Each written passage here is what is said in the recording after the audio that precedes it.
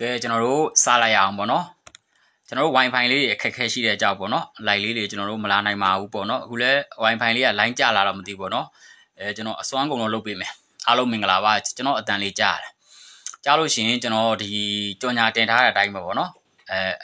လိုရင်းတူရှင်းနဲ့ထိထိမိမိပေါ့ကောင်းလို့ရလေးတွေကိုကျွန်တော်ပြောပြမယ်အခုလောဆယ်တော့ကျွန်တော်တို့ Ricky နဲ့အရင်မိတ်ဆက်လိုက်မယ်နော် Ricky နဲ့မိတ်ဆက်လိုက်မယ် Ricky နဲ့မိတ်ဆက်တဲ့အခါမှာကျွန်တော်ကပညာရဲ့အားလုံးပေါ့နော်လွယ်အောင်မဲ့လုပ်တယ်ခတ်တဲ့ဟာတွေဆိုရင်မလုပ်ဘူးပေါ့ဘလောက်ပဲခတ်ပေါ့လွယ်အောင်ပြန်ပြီးပြုလုပ်လိုက်တယ်ကျွန်တော်ရက်ထဲရွာတဲ့လူတွေရဲ့နှလုံးသားတွေကိုပေါက်ရောက်အောင်ဘယ်လိုလုပ်ရမလဲဆိုတဲ့ဟာလေးတွေကကျွန်တော်စာသင်လို့မရဘူးစာထဲမှာမရှိဘူးဘဝထဲမှာပဲရှိတယ်ကိုတိုင်းဒီပညာတွေကိုလက်တွေ့ကျင့်ကြံစူးစမ်းအားထုတ်ပြီးကမှအဲ့ပညာတွေကိုကိုဘဝရဲ့အတွေ့အကြုံပေါ့နော်ရလက်တွေကိုပြန်ပြောပြတာပေါ့နော်အဲ့တော့အတွေ့အကြုံတွေကိုယ့်ရဲ့လုပ်ရက်တွေဒါတွေပြောပြမှာဖြစ်ပါတယ်အခုကျွန်တော်တို့အရင်ဦးဆုံးလုပ်မှာတော့ကျွန်တော်ဘာလုပ်မလဲဆိုရင် Ricky ကိုအရင်စလိုက်မှာပေါ့နော်ကျန်တဲ့အကြောင်းတွေကျွန်တော်ပြီးမှပြောမယ်ဘာလို့ Ricky ကိုစလဲဆိုလို့ရှိရင်ကျွန်တော်တို့အခုကဘာကြီးနဲ့ပေါ့နော်ကျွန်တော်မြန်မာနိုင်ငံအပါအဝင်မြန်မာနိုင်ငံအပါအဝင်မှာကျွန်တော်တို့ဘာဖြစ်လဲဆိုရင်ကျွန်တော်တို့အခက်အခဲတွေကြုံနေရတယ်ဘာတွေကြုံရလဲဆိုလို့ရှိရင်ကျွန်တော်တို့ရေတွေလေတွေမီးတွေမြေတွေနော်ပထဝီတေဇောအာဘောဝါရောပေါ့ဓာကြီးလေးပါးတွေကဒုက္ခပြီးတယ်အခုဆိုရင်ကျွန်တော်တို့ကရေတွေကြီးတယ်မြေငလင်လှုပ်တယ်ရေကြီးတာငလင်တွေလှုပ်တာတော့အကြောင်းတော့မဟုတ်ဘူးဗျဒါပေမဲ့ဘာဖြစ်လဲဆိုလို့ရှိရင်သူတို့ရဲ့ဆိုပေါ့နော်စောင်းရင်တုံခါမှုကတအားကိုပြင်းထန်တဲ့အခါမှာကျွန်တော်တို့အသက်အိုးအိမ်စီးစိမ်တွေပျက်စီးရတယ်အသက်အိုးအိမ်စီးစိမ်တွေပျက်စီးတဲ့အခါမှာအဲ့လိုအသက်အိုးအိမ်စီးစိမ်တွေမပျက်စီးအောင်ကျွန်တော်တို့ကပေါ့နော်ကျွန်တော်တို့တက်နိုင်တဲ့တစ်ဖက်တစ်လမ်းอ่ะပေါ့နော်ဒီလိုပညာရည်နဲ့ကို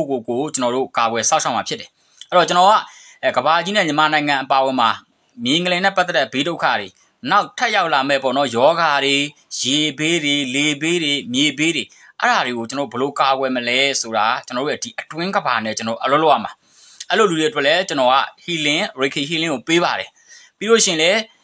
းအခုပေါ့နော်လောကကြီးမှာတတလောကကြီးတစ်ခုလုံးမှာတက်ရှိတတဝါတွေအားလုံးပေါ့နော်ဒီ Reiki energy healing ကိုပေးပါတယ်အဲ့လိုပေးတဲ့အခါမှာကိုတိုင်လဲလုတ်တက်အောင်ကျွန်တော်တို့ကပေါ့နော်ပညာကုံပေါ့အိတ်သွန်ဖာမောက်ပေါ့ဆရာစားမချန်ဘာစားညာစားတွေမချန်ဘဲနဲ့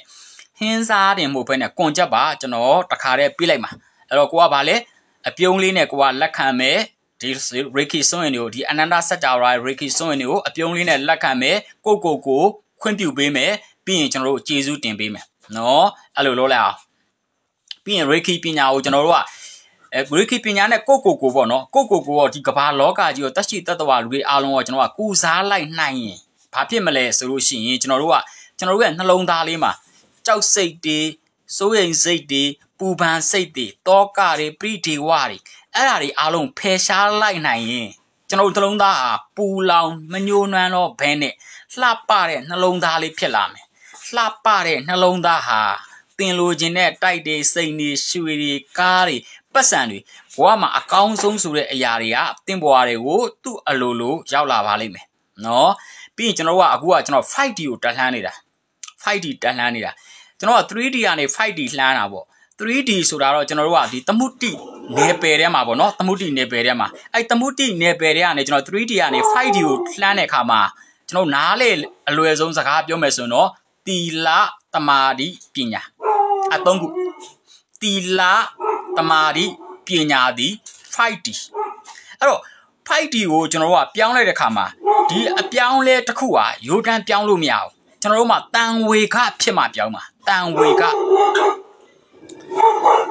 ခဆိုတာဘာလဲဆိုလို့ရှိရင်ကိုယ့်ဘဝမှာနော်ကိုယ့်ရဲ့ဆွေမျိုးသားချင်းတွေအဖေအမေတွေညီကိုမောင်နှမတွေနော်ကိုယ့်ဘဝတွေကထွက်ခွာသွားတဲ့အခါမှာစီးပွားဥစ္စာတွေပျက်စီးသွားတဲ့အခါမှာဒီအရာတွေဟာကိုပိုင်လို့မရဘူးဒီအရာတွေကအမြဲတမ်းဖောက်ပြန်ပျက်စီးနေတာဒီအရာတွေမြဲလို့မရဘူးဆိုတဲ့ဓာကြီးကိုစုပ်ကင်မထားတော့ဘဲနဲ့လွှတ်ချလိုက်ခါမှာကျွန်တော်က 5D နယ်တဲ့ကိုရောက်သွားတာအဲ့တော့ 5D နယ်တဲ့ကိုရောက်ဖို့တရားရဖို့ဆိုရင်တန်ဝေကဉာဏ်လိုတယ်တန်ဝေကဉာဏ်ကဒီတိုင်းမရဘူးနော်ပွဲမေးရရွှေကော်စောမှာပန်းတွေလှပပြီးတာယာနေရင်တန်ဝေကဉာဏ်မဖြစ်ဘူးစင်းရဲတွေဒုက္ခတွေအခက်ခဲတွေကြုံမှတန်ဝေကဉာဏ်ဖြစ်တာဒါမှကျွန်တော်တို့က 5D နယ်တဲ့ကိုရောက်မှာ အဲ့တော့ကျွန်တော်တို့ကအခုကျွန်တော်ပြောထားတယ်ပေါ့နော်ကျွန်တော်ဟောစနစ်ကျွန်တော်ရေးထားတယ်2025ကနှစ်3ညနှစ်5ပေါင်းချင်းက9ရတယ်9ကိုကျွန်တော်တို့ရဲ့ဒီ numerology မှာရောဂျပန်နမခဘေဒင်ပညာမှာရောဆိုရင်ကိုကနန်းတီပောက်ကွဲစေတဲ့ဘေးကိုကနန်းကပောက်ကွဲစေတဲ့ဘေးပြီးရင်ကျွန်တော်တို့မြင်းကလင်လောက်တာတို့တွင်းပြိုတာတို့တောင်ပြိုတာတို့မီးတို့ဒါတွေဒုက္ခပြီးမှာကိုကနန်းပြီးရင်ကိုကနန်းကဘာသာရေးကနန်းဖြစ်တဲ့အတွက်ကျွန်တော်တို့ကအပြင်ကဘာနဲ့အတွင်းကဘာတွေကိုကျွန်တော်ကအာယုံစိုက်ဖို့အတွက်အပြင်ကဘာပျက်စီးပြတယ်အဲ့တော့အပြင်ကဘာပျက်စီးပြတဲ့အခါမှာဒီအပြင်ကဘာတွေကကိုပိုင်လို့မရဘူးကိုကဘာမှလုပ်လို့မရဘူးเนาะဖြစ်လာတဲ့ဒီဘေးအန္တရာယ်တွေ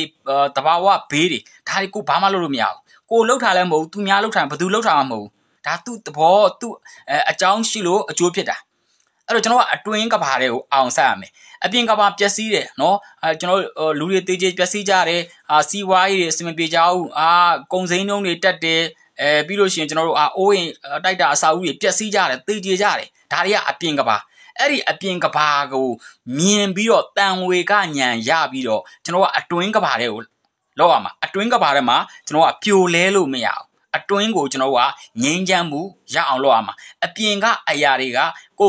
ငြိမ်းချမ်းမှုရအောင်မလုပ်ပြနိုင်ဘူးတိုက်တွေကားတွေစိန်တွေရွှေတွေအောင်မြင်မှုတွေအကုန်လုံးကကျွန်တော်တို့ဘာဖြစ်လဲငြိမ်းချမ်းမှုရအောင်မလုပ်ပြနိုင်ဘူးငြိမ်းချမ်းမှုရအောင်လုပ်တာကိုယ့်ရဲ့အတွင်းပိုင်းအဲ့တော့ကျွန်တော်ကအတွင်းပိုင်းကိုအာယုံစိုက်ဖို့အတွက်ကျွန်တော်တို့အတွက်ပေါ့နော်ဒီလိုအပြောင်းလဲတွေကြုံရတာဖြစ်ပါတယ်အဲ့တော့ကျွန်တော်တို့မှာ Reiki ပညာကိုပဲကျွန်တော်အရင်ဆုံးပြောပါမယ်Reiki ပညာပြီးရင်တော့ကျွန်တော်တို့ဒီပေါ့နော်စောနာကျွန်တော်တို့ဒီသိပ္ပံပညာတွေကျွန်တော်တို့ဒီသိပ္ပံပညာတွေခံပြီးရလောကနဲ့ပတ်သက်တဲ့ဘေဒင်ပညာတွေပြီးတော့ဝိဇ္ဇာပညာတွေဒီပညာတွေရဲ့အချုပ်ကဘာလဲဆိုတာကိုကျွန်တော်ပြောပြမယ်ပြီးရင်ကျွန်တော်တို့ကနားလဲပါရိုက်ခံပြီးတော့ကျွန်တော်တို့အိတ်ကက်ထဲကပတ်စံတွေနော်အယူခံရတဲ့ဘောကနေလော့အောင်လဲကျွန်တော်ပြောပြပေးမှာဖြစ်တယ်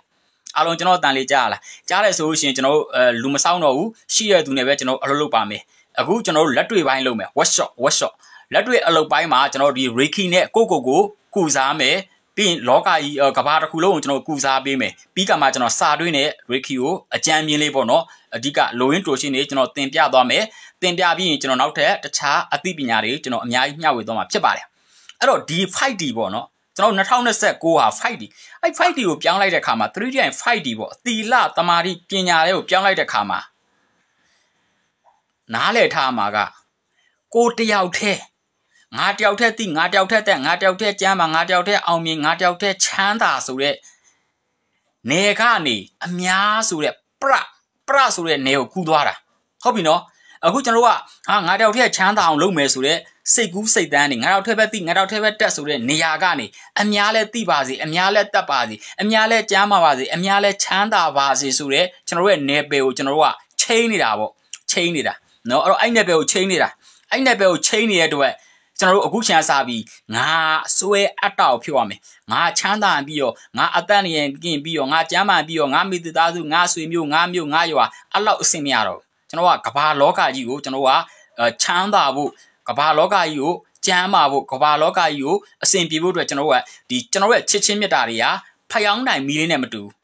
ကိုယ့်အိမ်မှာထွန်းတဲ့ဖျောင်းနိုင်စမီးကွက်လောက်လေးပဲလင်းုံနဲ့မရတော့ဘူးကျွန်တော်ကနေမင်းကြီးတို့လာမင်းကြီးတို့တလောကလုံးကိုအလင်းအောင်ပေးနိုင်တဲ့လူတွေအဖြစ်ကျွန်တော်တို့ကဒီ2029ကကျွန်တော်တို့မီးမောင်းထိုးပြနေပါတယ်ကဲအားလုံးကျွန်တော်အတန်ကြားပါတယ်တဲ့နိုင်စောမေတုကောင်မြေတော့ပါဘူးလေမြင်းမြက်ခိုင်အားလုံးမင်္ဂလာပါနော်အားလုံးမင်္ဂလာပါအဲ့တော့ကျွန်တော်တို့အလုပ်လေးစားလိုက်အောင်ပေါ့နော်အခုကို healing လုပ်မယ် healing လုပ်ပြီးတော့တလောကလုံးကျွန်တော်တို့ healing လုပ်မယ်နော်အဲ့တော့နောက်တစ်ခုကကျွန်တော်တို့ပြောမယ်ဗျကျွန်တော်တခုပြောချင်တာပေါ့နော်ကိုသိတဲ့အသိပညာကသမုတ်တရားနဲ့နှိုင်းရှင်ရင်ရေတစ်စက်လောက်ပဲရှိတယ်ကိုမသိတာသမုတ်တရားလောက်ရှိတယ်အခုကျွန်တော်တို့လူတော်တော်များများကကျွန်တော်တို့မသိလိုက်တာနဲ့ကိုနဲ့အမြင်မတူတာနဲ့ကိုမကြားဘူးတာနဲ့စန့်ကျင်တာပေါ့နော်စန့်ကျင်တာပေါ့ဒါမမှန်ဘူးဒါမဟုတ်ဘူးဒါမရှိဘူးဒါမဖြစ်နိုင်ဘူးသူတို့ကအဲ့လိုမျိုးတွေကိုအမြင်နဲ့မတူတာနဲ့ကိုသိတာကိုတတ်တာ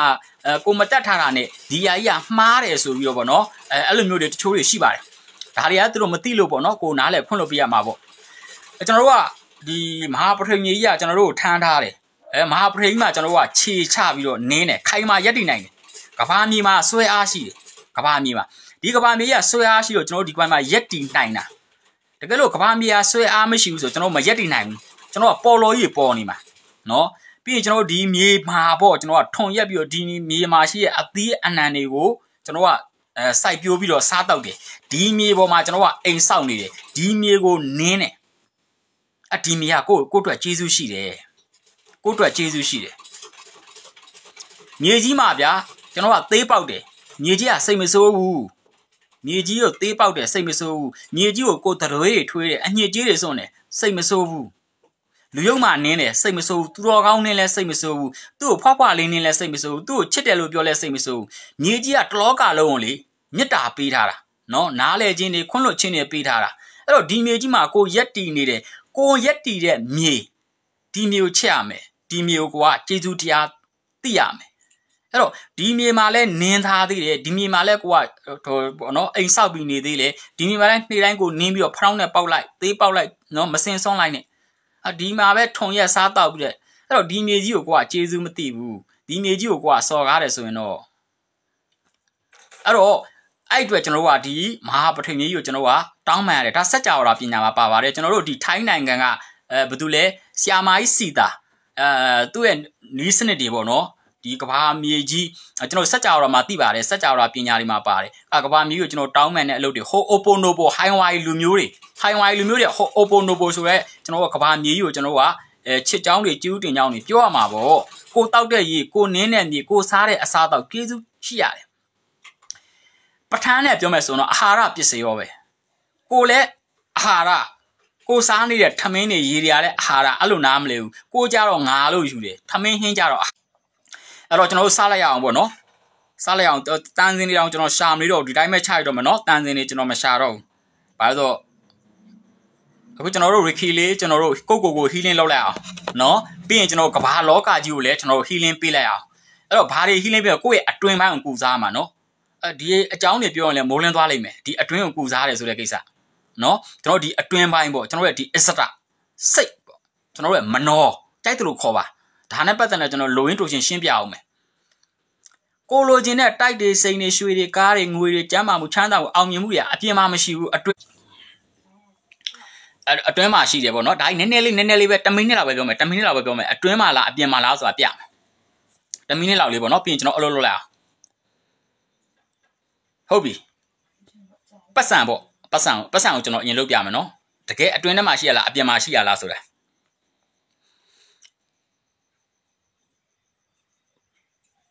ဟုတ်ပြီငါကပတ်စံရှားတာလွယ်တယ်ငါပတ်စံချမ်းသာကြွယ်ဝနေတယ်ဟုတ်ပြီနော်ငါဘွားတွေကိုပတ်စံတွေကစီးစင်းနေတယ်ဒါကောင်းတဲ့ positive ပေါ့ affirmation လို့ခေါ်တာကိုကအဲ့လိုပြောလိုက်တယ်ဒါပေမဲ့ကိုအတွင်းထဲမှာကိုရဲ့ဒီအစရဟုတ်ပြီမြန်လေးကျွန်တော်တို့တိတ်ပြီးတော့စကားပြောတော့ပြောချင်တယ်ဗျ line အချိန်နေကြပါတော့ line လေးနည်းနည်းကြာတော့နဲ့တီးခံပေးခဏနေအလုပ်လုပ်တော့မယ်ကိုရဲ့ဘိုးဘေးပြီးပြင်လက်ခံထားတဲ့လက်ဆင့်ကမ်းလက်ခံယုံကြည်တဲ့ယုံကြည်မှုတွေရှိတယ်ဗလိတွေဗမာရှိဆိုကျွန်တော်တို့ရဲ့မိညာငုတ်ချက်ကရာမှာရှိတယ်အဲ့ဒါပါလေကိုကြားထားတာမြင်ထားတာပတ်စံဆိုတာခတ်တယ်ပတ်စံဆိုတာတွင်းတတ်တယ်ပတ်စံချမ်းသာကြွယ်ဝမှုဆိုတာမလွယ်ကူဘူးအဲ့ဒီအတွင်းပိုင်းရဲ့ယုံကြည်မှုကတိဆောက်ထားတယ်ကျွန်တော်တို့ရဲ့မိညာငုတ်ချက်ကရာမှာအဲ့တော့ကိုကတော့ပတ်စံရှာပတ်စံတွေငါ့ဘဝစီးစင်းနေတယ်ပတ်စံတွေငါချမ်းသာကြွယ်ဝနေဘလောက်ပဲပြောကိုဘဝထဲမှာအတိုင်းဖြစ်မလားစန့်ကျင်ဘက်တွေဖြစ်လာအဲ့တော့ကျွန်တော်ရဲ့ဒီအတွင်းပိုင်းယုံကြည်မှုကိုကျွန်တော်တို့ကအရင်ပြောင်းလဲပြီးကမှအတွင်းပိုင်းယုံကြည်မှုပြောင်းလဲလိုက်တာနဲ့ချမ်းသာကြွယ်ဝမှုကကိုရှိရောက်လာမယ်ပတ်စံတွေကရှားလာလို့ပတ်စံတွေကကိုဘဝထဲအဆန့်ပြတ်စီးစင်းနေမယ်ဟုတ်ပြီတော့တော်ပြီကျွန်တော် line ချင်နေကြပါတော့ကျွန်တော်အလုပ်လိုက်အောင်ရေလေးပါရှင်းလဲအနားမှာရှင်းလဲရေတောက်တာရေမရှိလို့ရှင်းလဲမတောက်တော့နဲ့အခုကျွန်တော်တို့ထိုင်မယ်ထိုင်တဲ့အခါမှာခုံလေးရှိရင်ကောင်းတာပေါ့နော်ခုံလေးရှိရင်ကောင်းတယ်ခုံလေးရှိတဲ့ကောင်ကျွန်တော်ဒီ Ricky နဲ့လုပ်မှာဆိုတော့ခုံလေးပေါ်ထိုင်လိုက်ပေါ့ခုံလေးပေါ်ကျွန်တော်ထိုင်လိုက်မယ်ထိုင်တဲ့ခါမှာကျွန်တော်ထိုင်တယ်လို့ပေါ့နော်ထိုင်လိုက်မယ်ထိုင်တဲ့ခါမှာခါလေးကိုမတ်ထားမယ်ခါလေးကိုဘာလို့မတ်ထားလဲဆိုလို့ရှိရင်ကျွန်တော်တို့ကဒီ Ricky energy တွေကစီးစင်းတဲ့ခါမှာကျွန်တော်တို့ခါတွေကင်ထားတဲ့အခါကျတော့ရှင် energy တွေက block ဖြစ်သွားမှာဆိုလို့ပိတ်ဆို့သွားမှာဆိုလို့အဲ့လိုတွေခါလေးမတ်ထားရတယ်ပြီးလို့ရှိရင်ကျွန်တော်ခြေပွားလေးကိုကျမ်းပြမှာဗျားလိုက်ချထားရတယ် ကိုယ့်ရဲ့လက်ဖွားလေးနှစ်ဖက်ကိုကိုယ့်ရဲ့ဒူကောင်းပေါ်မှာအုပ်တင်ထားရတယ်မျက်လွှာလေးချမျက်လုံးလေးပိတ်ထားရတယ်မျက်လုံးပိတ်ရဆိုတာကိုယ့်ရဲ့ဒီမျက်လုံးကဖွင့်တာဟိုကြည့်ဒီကြည့်နဲ့အာယုံတွေပြန့်လွင့်မှာဆိုလို့အာယုံတစ်ခုကို focus စိုက်လို့ရအောင်လို့မျက်လုံးလေးပိတ်ထားတာဟုတ်ပြီနော်ပြီးရင်ကျွန်တော်တို့ဒီမှာအကြောဖြေလျှော့တာပေါ့အကြောဖြေလျှော့ရဆိုတာဘာလဲဆိုကိုယ့်ရဲ့ energy တွေအလုပ်တာအခုလူတွေကပြောနေတယ်ပေါ့ဟာကျွန်တော် energy ကျတယ်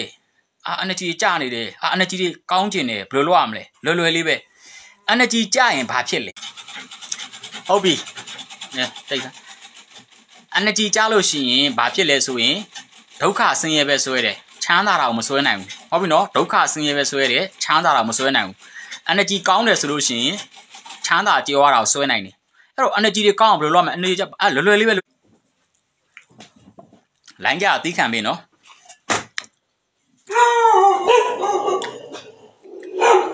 အခုလေလို့စား energy အားကောင်းတာကကျွန်တော်တို့မှာလက်ရှိ energy ကျွန်တော်က scale ရှိတဲ့ energy မှာ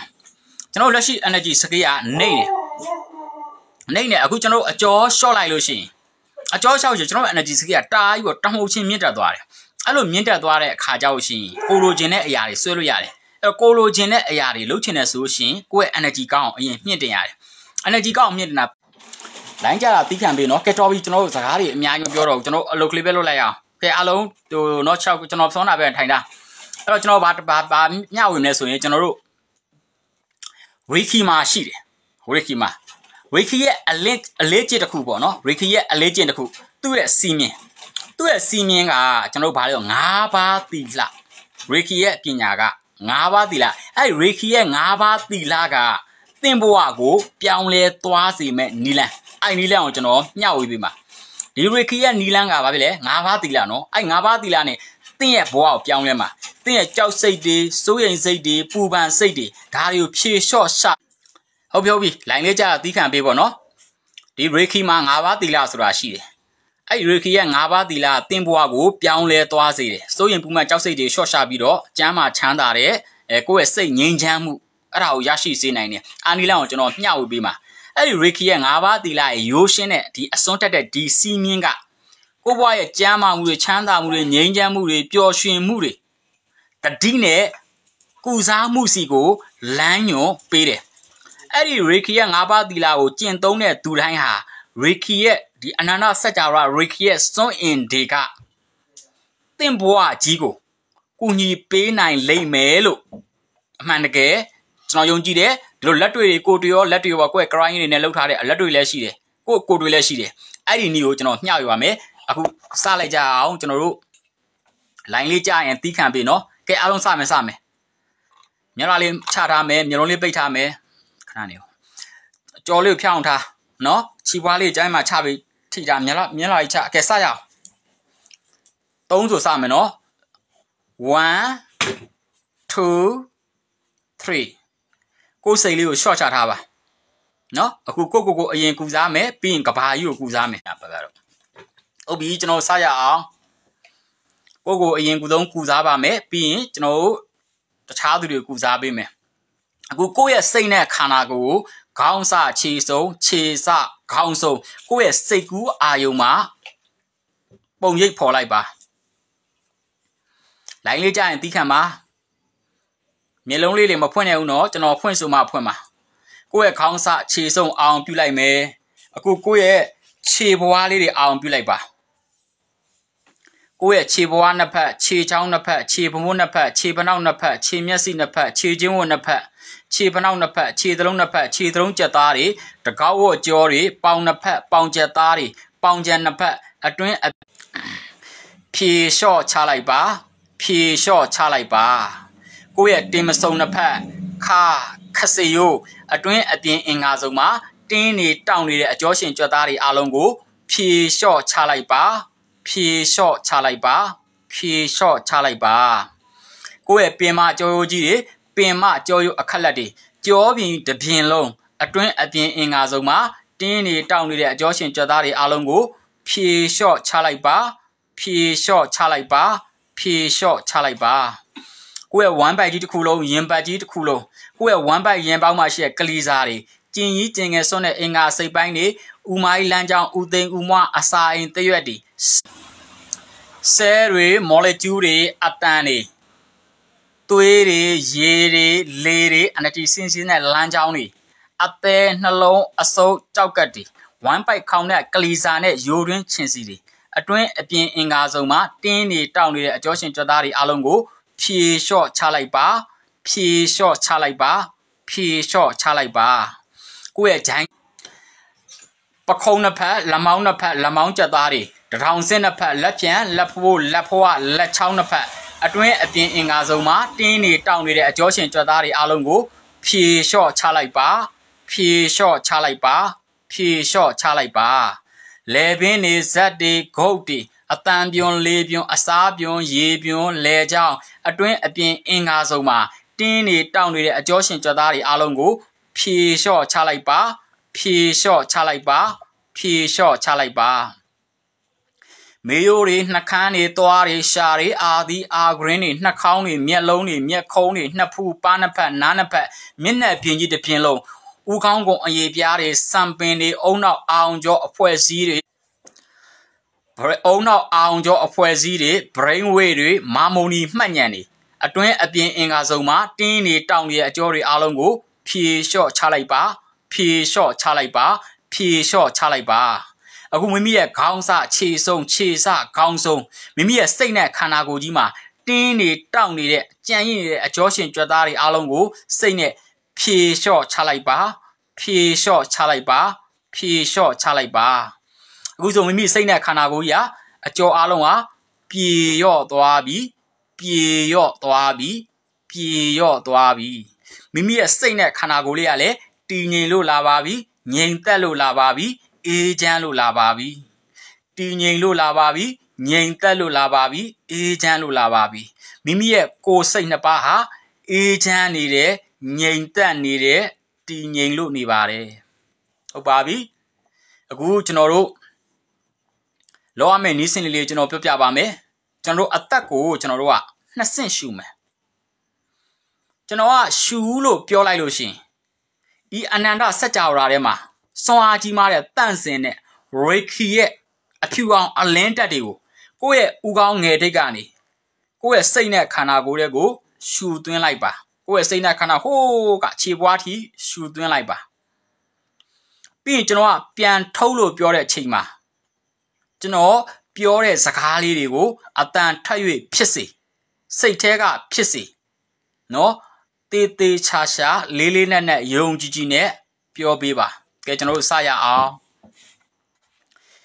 ဤအနန္တစัจ java ရင်ကရေခီရဲ့အဖြူအောင်လင်းတက်တွေကိုအာယုံပြုလိုက်ပါရှူမဲအဲ့ဒီအလင်းတက်တွေအဖြူအောင်ရေခီရဲ့အလင်းတက်တွေကိုကိုယ့်ရဲ့ဥကောင်းကနေကိုယ့်ရဲ့စိတ်နဲ့ခန္ဓာကိုယ်တွေကိုရှူသွင်းလိုက်ပါဟုတ်ပြီကိုရှူသွင်းထားတဲ့လေတွေကိုပြန်ထုတ်မယ်ထုတ်တဲ့ချိန်မှာပြောပါမယ်ဒီနေ့အတွက်စိတ်မဆိုးတော့ဘူးဟုတ်ပြီမိုးကောင်းရင်အောင်ပြုတာဒီအနန္တစัจ java တွေကစွမ်းအားကြီးမှတန့်စင်တကိုးကြည့်တဲ့ရေခီရဲ့အဖြူအောင်အလင်းတက်တွေကိုကိုယ့်ရဲ့ဥကောင်းငယ်တွေကနေကိုယ့်ရဲ့စိတ်နဲ့ခန္ဓာကိုယ်တွေကိုရှူသွင်းလိုက်ပါ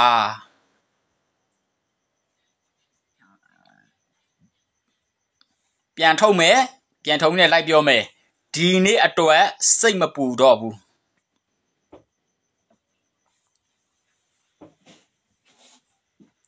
ဟုတ်ပြီအနန္တစัจ java အောင်ပြုမယ်ရေခီရဲ့အဖြူအောင်အလင်းတက်တွေကိုငယ်ဒိတ်ကနေကိုယ့်ရဲ့စိတ်နဲ့ခန္ဓာကိုယ်တွေကိုရှူသွင်းလိုက်ပါခန္ဓာကိုယ်တွေကိုပြန်ထုတ်မယ်ပြန်ထုတ်နဲ့စကားပြောမယ်ဒီနေ့အတွက်တက်ရှိတတဝါအားလုံးကိုကျင်နာမယ်ဟုတ်ပါပြီဒါဟာရေခီရဲ့၅ပါးသီလလို့ခေါ်ပါတယ်ဟုတ်ပြီကျွန်တော်တို့ဟုတ်ပါပြီလိုင်းလေးကြားတဲ့အခါမှာသီးခံပေးပါမျက်လုံးလေးမိတ်ထားပါမဖွင့်နဲ့လို့မပြောမရှင်မဖွင့်ပါနဲ့เนาะအခုကျွန်တော်တို့ဒီအနန္တစัจ java တွေကရေခီရဲ့အဖြူအောင်လင်းတက်တွေကိုကိုယ့်ရဲ့ဥကောင်းငယ်တွေကနေကိုယ့်ရဲ့စိတ်နဲ့ခန္ဓာကိုယ်တွေကိုရှူသွင်းလိုက်ပါ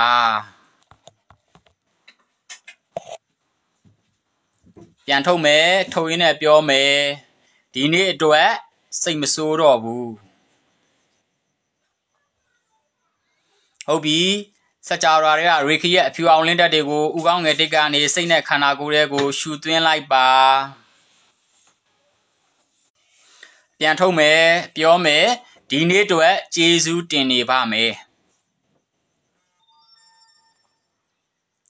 ဟုတ်ပြီစကြဝဠာတွေကရေခီရဲ့အဖြူအောင်လင်းတက်တွေကိုကိုယ့်ရဲ့ဥကောင်းငယ်တိတ်ကနေစိတ်နဲ့ခန္ဓာကိုယ်တွေကိုရှူသွင်းလိုက်ပါပြန်ထုတ်မယ်ပြောမယ်ဒီနေ့အတွက်အလုပ်ကိုရိုးရိုးသားသားလုပ်မယ်ရေခီရဲ့အဖြူအောင်လင်းတက်တွေကိုဥကောင်းငယ်တိတ်ကနေစိတ်နဲ့ခန္ဓာကိုယ်တွေကိုရှူသွင်းလိုက်ပါပြန်ထုတ်မယ်ဒီနေ့အတွက်တက်ရှိတက်တော်အားလုံးကိုကျင့်နာမယ်ကျွန်တော်တို့ရေခီရဲ့၅ပါးတီလှကအသင်းဘွားကိုပြောင်းလဲပေးလိုက်မယ်ရေခီရဲ့အဖြူအောင်လင်းတက်တွေကိုဥကောင်းငယ်တွေကစိတ်နဲ့ခန္ဓာကိုယ်ရှူသွင်းလိုက်ပါပြန်ထုတ်မယ်ဒီနေ့အတွက်စိတ်မဆိုးတော့ဘူးဟုတ်ပါပြီလိုင်းလေးကြရင်သိခံပေးပါရေခီရဲ့အဖြူအောင်လင်းတက်တွေကိုဥကောင်းငယ်တိတ်ကနေစိတ်နဲ့ခန္ဓာကိုယ်တွေကိုရှူသွင်းလိုက်ပါပြန်ထုတ်မယ်ပြန်ထုတ်ရင်းနဲ့ပြောမယ်ဒီနေ့အတွက်ကျေးဇူးတင်နေပါမယ်ရေခီရဲ့အဖြူအောင်လင်းတက်တွေကိုဥကောင်းငယ်တိတ်ကနေစိတ်နဲ့ခန္ဓာကိုယ်တွေကိုရှူသွင်းလိုက်ပါပြန်ထုတ်ရင်းနဲ့ပြောမယ်ဒီနေ့အတွက်အလုပ်ကိုရိုးရိုးသားသားလုပ်မယ်ရေခီရဲ့အဖြူအောင်လင်းတက်တွေကိုငယ်တိတ်ကနေစိတ်နဲ့ခန္ဓာကိုယ်တွေကိုရှူသွင်းလိုက်ပါပြန်ထုတ်ရင်းနဲ့ပြောမယ်ဒီနေ့အတွက်တက်ရှိတက်တော်အားလုံးကိုကျင့်နာပါမယ်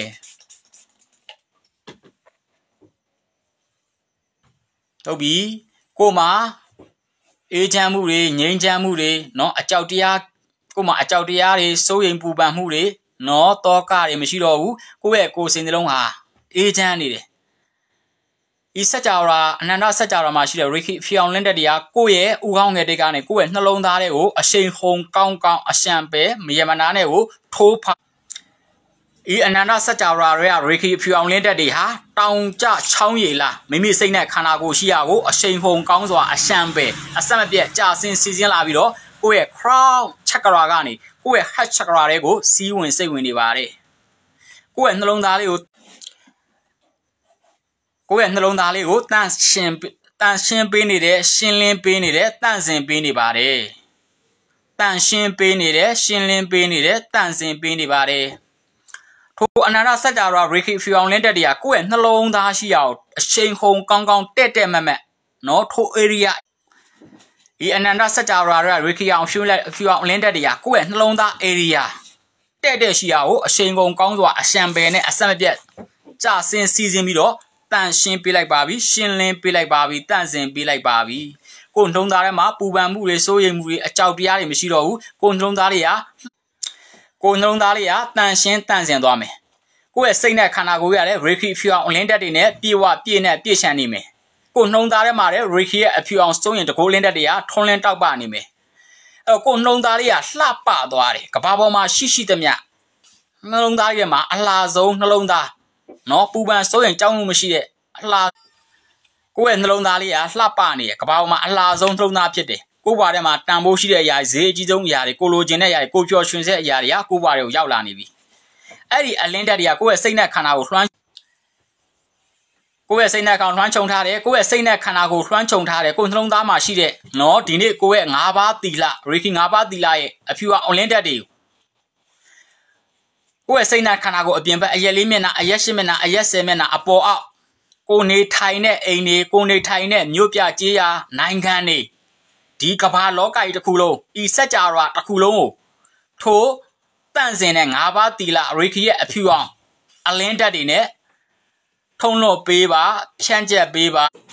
ဟုတ်ပြီအဲ့ဒီအလင်းတက်တွေနဲ့ကမ္ဘာလောကကြီးကိုကာဝယ်ဆောက်ရှောက်လိုက်เนาะကမ္ဘာလောကကြီးကိုတက်ရှိတတ်တော်လူသားတွေကိုဟီလင်းပေးလိုက်ပါကိုယ့်ရဲ့စိတ်နဲ့ခန္ဓာကိုယ်မှာเนาะရေခီရဲ့၅ပါးသီလတွေရေခီရဲ့တန့်စင်တဲ့ဆွမ်းအားကြီးမားတဲ့အဖြူအောင်အလင်းတက်တွေဤအနန္တစัจ जा တက်ရှိတတ်တော်တွေကိုဖြန့်ကျက်ပေးပါလွှမ်းခြုံပေးပါ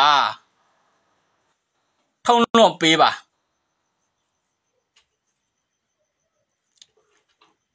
တတ္တဝါတွေအားလုံးဟာကျမ်းမာကြပါစေချမ်းသာကြပါစေဘေးရန်ကင်းရှင်းကြပါစေဆုတောင်းမေတ္တာလေးပို့ပါ ထို့အဖြူအွန်လင်းတက်ကတတ်တော်အနန္တကိုမြတ်တာလေးပို့ပေးပါနော်အဲ့ဒီအဖြူအွန်လင်းတက်တွေလွှမ်းခြုံလိုက်တဲ့နေရာတိုင်းမှာအန္တရာယ်ကင်းသွားမယ်ကျမ်းမာသွားမယ်ချမ်းသာသွားမယ်စိုးရိမ်မှုတွေရော့ကျသွားမယ်ကြောက်စိတ်တွေရော့ကျသွားမယ်ပူပန်သောကတွေရော့ကျပြီးတော့ပျော်ရွှင်မှုချစ်ချင်းမေတ္တာတွေနဲ့အစားထိုးနိုင်တာမယ်ကိုယ့်ရဲ့စိတ်နဲ့ခန္ဓာကိုယ်ထဲမှာနော်ဒီရေခီရဲ့အလင်းတက်တွေရေခီရဲ့၅ပါးသီလတွေချစ်ချင်းမေတ္တာတွေဒါတွေအားလုံးကိုဤအနန္တစัจ java ကိုထုံးလွှတ်ပေးမယ်ဖြန့်ကျက်ပေးမယ်လွှမ်းခြုံပေးမယ်နော်အနန္တစัจ java တစ်ခုလုံးတက်ရှိတတ်တော်အားလုံးကျမ်းမာကြပါစေချမ်းသာကြပါစေနော်ကိုယ်စိတ်နှစ်ပါးအေးချမ်းကြပါစေနှလုံးစိတ်ဝမ်းငြိမ်းချမ်းကြပါစေအဲ့လိုလေးမေတ္တာပို့ပြီးစိတ်ကလေးနဲ့ညှို့ပြလိုက်ဩငါလည်းကျမ်းမာပါစေချမ်းသာပါစေနှလုံးစိတ်ဝမ်းအေးချမ်းပါစေဟုတ်ပြီကိုလည်းမေတ္တာပို့ပါငါရဲ့စိတ်နဲ့ခန္ဓာကိုယ်လည်းကျမ်းမာပါစေချမ်းသာပါစေနှလုံးစိတ်ဝမ်းအေးချမ်းပါစေတတ္တဤလောကကြီးတစ်ခုလုံးလည်းကျမ်းမာကြပါစေချမ်းသာကြပါစေနှလုံးစိတ်ဝမ်းအေးချမ်းကြပါစေအဲ့လိုမေတ္တာပို့ပြီးရင်ကျွန်တော်တို့အသက်ရှူလိုက်ရအောင်ရှူမယ်ထုတ်မယ်ရှူထုတ်ရှူမယ်ပြန်ထုတ်မယ်ပြီးရင်ကိုယ့်ရဲ့လက်ဖွားလေးကိုဟတ်ချက်ကရှေ့မှာလက်ကိုချီလိုက်ပါအနန္တစัจ java ရဲ့ရေခီရဲ့တန့်စင်တဲ့စွမ်းအားကြီးမားတဲ့အလင်းတက်တွေကိုကျေးဇူးအထူးတင်ပါတယ်ကျေးဇူးအထူးတင်ပါတယ်ကျေးဇူးအထူးတင်ပါတယ်5 4 3 2 1 come back ပြန်လာမယ်မျက်လုံးလေးဖွင့်မယ်ရေလေးတောက်မယ်နော်ကျွန်တော် line လေးကခဏကြာနေတဲ့အတွက်ကျွန်တော်လိုရင်းတူရှင်မြန်သွားတာပေါ့နော်လိုရင်းတူရှင်မြန်သွားတာရပြီအဲ့လောက်ဆိုရပြီပေါ့နော်ကျွန်တော်မှာ Ricky နဲ့ပတ်သက်ရှင်းပြမယ် line ကြာနေလို့ပေါ့နော်ဟိုတာကြီးပေးမရှိနိုင်ဘူးပေါ့နော်အဲ့တော့ကျွန်တော်နှလုံးသားလေးမှာစိုးရိမ်မှုတွေကြောင်းကြမှုတွေပူပန်မှုတွေနော်အဲ့ဒါတွေကင်းသွားတာနဲ့ကျွန်တော်ရဲ့နှလုံးသားလေးလှပသွားမယ်ကျွန်တော်တို့နှလုံးသားလေးလှပသွားမယ်အေးချမ်းသွားမယ်ချစ်ချင်းမေတ္တာတရားတွေကျေးဇူးတရားတွေနဲ့ပြည့်ဝနေကျွန်တော်တို့လိုချင်တဲ့အရာတွေကကျွန်တော်တို့ဘဝတော့အလိုလိုသူ့လိုရောက်လာလိမ့်မယ်အဲ့တော့နှလုံးသားလေးလှပနေဖို့နှလုံးသားလေးလှပဖို့ချစ်ချင်းမေတ္တာပေါ့နှလုံးသားလေးအေးချမ်းနေဖို့ကတော့ကျွန်တော်တို့အခုလိုလုပ်ရပါမယ်အဲ့တော့ဒီရေခီရဲ့ဒီအလေးချင်းတစ်ခုဖြစ်တဲ့နော်ရေခီရဲ့၅ပါးသီလဟာတင့်ဘဝကိုပြောင်းလဲသွားစေတဲ့နီလန်ဒီရေခီရဲ့၅ပါးသီလရိုးရှင်းနဲ့အစွန်းတက်တဲ့ဒီစီမင်းကကိုယ့်ရဲ့ငြိမ်းချမ်းမှုတတိနဲ့ကုစားမှုစီကိုလမ်းညွှန်ပေးတယ်ရေခီကိုကျင့်သုံးတဲ့သူတိုင်းဒီအနန္တစัจ java ရှိတဲ့ရေခီရဲ့စွန့်ရင်တွေကတင့်ကိုကူညီပေးနိုင်လိမ့်မယ်အဲ့တော့ရေခီရဲ့၅ပါးသီလကဘာလဲဆိုရင်ဒီနေ့အတွက်စိတ်မဆိုးတော့ဘူးနံပါတ်2ကကြတော့ဒီနေ့အတွက်စိတ်မပူတော့ဘူးနံပါတ်3ကဒီနေ့အတွက်ကျေးဇူးတင်နေပါမယ်နံပါတ်4ကဒီနေ့အတွက်အလုပ်ကိုရိုးသားသားလုပ်မယ်နံပါတ်5ကဒီနေ့အတွက်တက်ရှိတက်တော်အားလုံးကိုကျင့်နာမယ်ဒီစီးမြင်းတွေကဘလောက်တောင်ရိုးရှင်းလိုက်တယ်လေဘလောက်တောင်လှပလိုက်တယ်လေဒါပေမဲ့ကျွန်တော်တို့ရဲ့စွန့်ရင်ကျွန်တော်ရဲ့အကြောက်တရားတွေစိုးရိမ်ပူပန်မှုတွေဒေါသလောဘဒီအစိုးမြင်တွေကိုကျွန်တော်တို့ရဲ့စိတ်နဲ့ခန္ဓာကိုယ်ကနေအခုလိုစွန့်လွတ်လိုက်တဲ့အခါကူစားဖို့နေရာကိုဖွင့်လေလိုက်နိုင်ပါတယ်ကျွန်တော်ရဲ့စိတ်ရဲ့တင်းမာမှုတွေစိတ်ရဲ့အလိုမကျမှုတွေစိတ်ရဲ့မကျေနပ်မှုတွေစိတ်ရဲ့ဖီသွားအောင်နော်အဲ့တော့ဟုတ်ပြီကျွန်တော်တို့ပိုင်းဆိုင်ရာတွေကျွန်တော်ရဲ့စိတ်ပိုင်းဆိုင်ရာတွေမှာအတွေးဆိုးတွေအပြောဆိုးတွေခံစားချက်အဆိုးတွေလောက်ရဆိုးတွေကာယကံဝစီကံမနောကံအဲ့ဒီအဆိုးတွေကဘလော့ပိတ်ဆို့နေမှုတွေကိုဖြေလျှော့ပြီးတော့ဒီလိုစိတ်ထားမျိုးနဲ့တာဒီလိုကောင်းမွန်နေပေါ့နော်အတွေးတွေအပြောတွေခံစားချက်တွေကာယကံဝစီကံမနောကံနော်အဲ့လိုအခုလိုဒီရေခီရဲ့၅ပါးတီလာနေတာနေနိုင်မယ်ဆိုရင်ကျွန်တော်ရဲ့ခန္ဓာကိုယ်ဘလောက်ထိကျမ်းမာသွားမလဲကျွန်တော်ရဲ့စိတ်တွေဘလောက်ထိချမ်းသာသွားမလဲဆိုတာစဉ်းစားကြည့်ကျွန်တော်ရဲ့ခန္ဓာကိုယ်မှာရှိ DNA cell တွေမျိုးစင်ဆက်လက်စစ်ကန်တထားတော့နော်ရှေ့ဝေးမပြောတော့ line မကောင်းလို့ line ကခဏကြာလို့အဲ့တော့ဒီစီးမြင်းတွေကိုစပြီးတော့ကျွန်တော်တို့ကျင့်သုံးလိုက်တဲ့အခါမှာကျွန်တော်တို့ရဲ့အပြုတ်အမူတွေအပြောင်းလဲတွေရှိလာကိုသတိထားရမယ်ကာယကံဆိုးတွေဖြစ်တော့ဘူးဝစီကံဆိုးတွေမနောကံဆိုးတွေဖြစ်တော့အဲ့တော့အတွေးမဆိုးရင်ဘာဖြစ်လဲလောက်ရမဆိုးဘူးလူတွေကိုငါမေတ္တာထားမယ်လူတွေကိုမေတ္တာပို့မယ်ဆိုရင်ကိုယ့်ရဲ့ယုတ်ကြီးကလည်း ဘာဖြစ်လဲတည်ငြိမ်အေးချမ်းလာတယ်တတ်မဲ့ဖြတ်မဲ့လို့တွေးလို့ရှိရင်ရုပ်ကလည်းတတ်မဲ့ဖြတ်မဲ့ဖြစ်လာတာပြုံးကျင်တဲ့စေတနာနော်စေတနာသင်္ခါရတိုက်တွန်းလို့ပြုံးတဲ့ရုပ်ဖြစ်တာ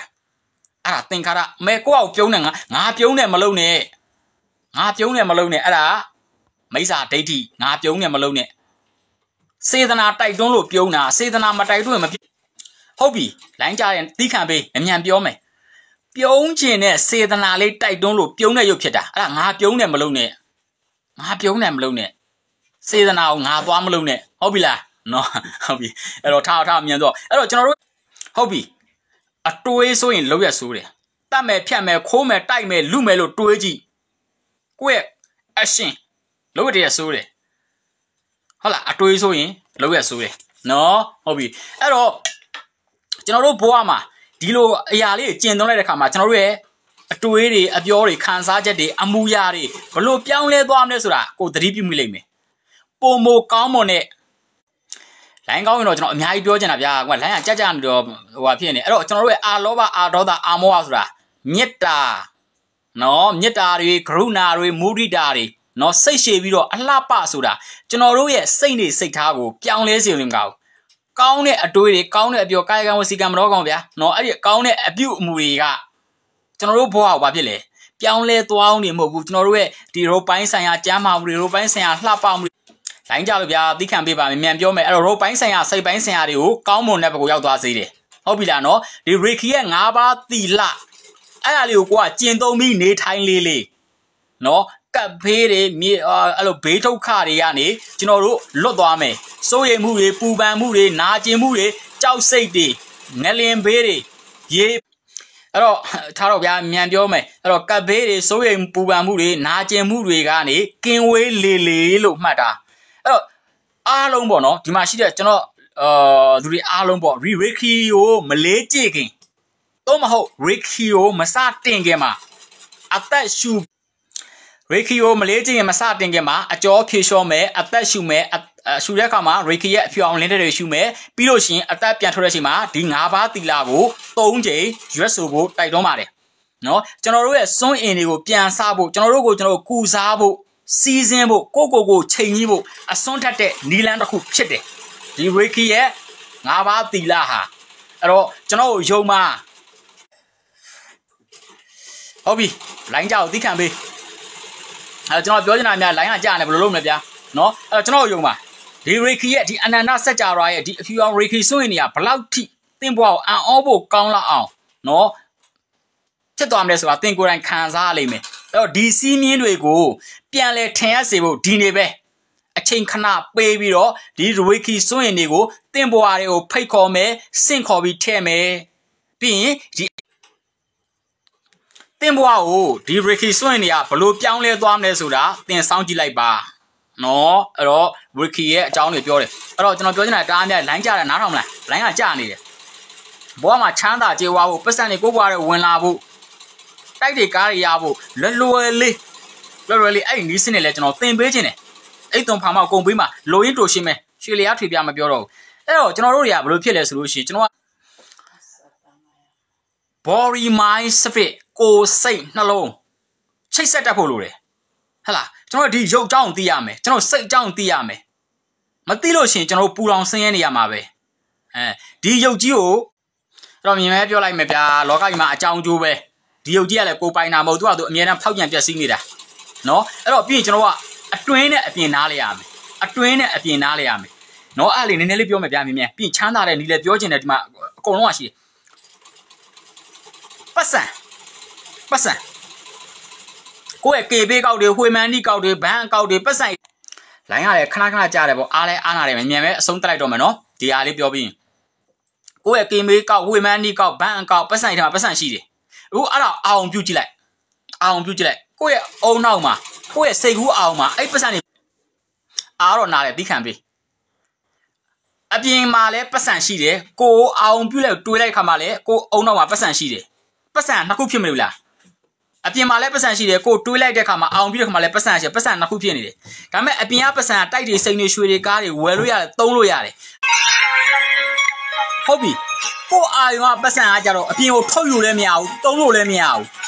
အဲ့တော့အာယုံနဲ့စိတ်ကိုကွဲဖို့လိုတယ်နော်ခါနေအောင်နဲ့စိတ်ကိုကွဲဖို့လိုတယ်အပြင်မှာလည်းပတ်စံအားရှိတယ်ကိုအောင်ပြောနေတာတားများရဲ့ line ကကြားတယ်ပြောလို့မရအဲ့တော့ကိုအောင်ကပတ်စံယူလို့လည်းမရဘူးထုတ်လည်းမရဘူးတုံးလို့လည်းမရဘူးအဲ့တော့မရှိဘူးပေါ့အဲ့မရှိတာကိုသိရမယ်မသိရမယ်အခုကျွန်တော်တို့ရဲ့အပြင်မှာကြုံတွေ့နေတဲ့ဖြစ်ပြနေတဲ့အဖြစ်ပြက်တွေတစ်ခါခါဟုတ်ပြီကိုယ့်ရဲ့အာယုံကအပြင်ဟာအာယုံနေ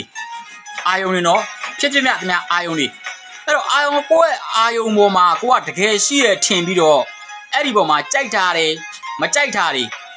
လောဘတွေဒေါသတွေစိုးရိမ်မှုတွေပူပန်မှုတွေ